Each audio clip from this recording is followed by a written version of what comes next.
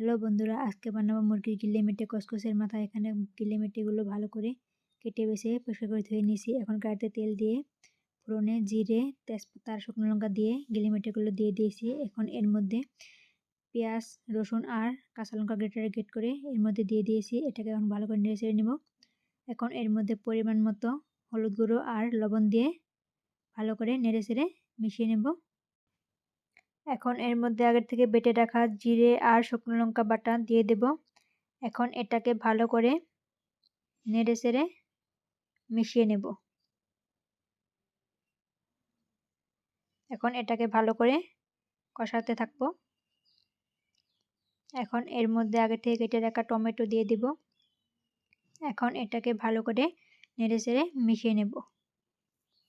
এখন এটাকে অনেক টাইম ভালো করে কষাতে থাকবো। লো ফ্লেমে এটাকে রাঁধতে হবে যাতে কড়াইতে লেগে না ধরে।